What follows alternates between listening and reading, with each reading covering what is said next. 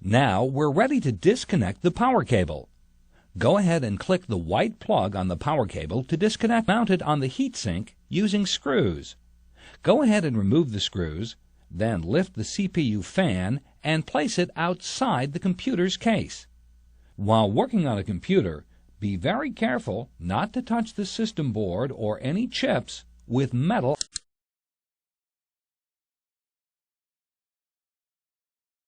The heatsink is mounted in place over the CPU with a restraining bar. To begin removing the heatsink, the restraining bar must be released. Click the metal clip on the restraining bar. Both ends of the restraining bar hook onto the CPU socket. Once both ends have been released, you can lift the heatsink out of the computer. Now, let's go ahead and remove the heatsink.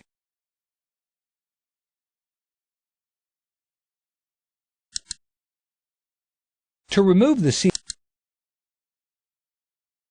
To raise the ZIF lever, use your finger to gently pull up on the slightly raised end of the lever. When you raise a ZIF lever, carefully watch the CPU. It appears to slide slightly in the direction you're raising the lever. This means that the socket is releasing the pins along the bottom of the CPU. Once the lever is in the up position, the CPU is ready to be removed.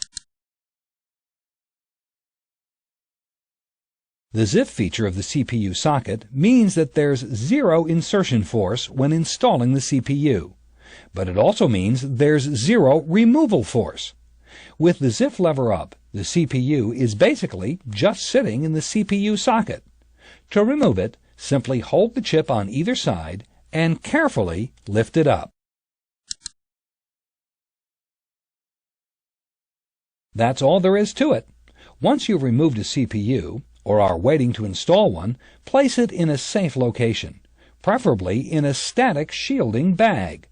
The most important thing to remember is to not bend or break any of the many pins on the underside of the chip.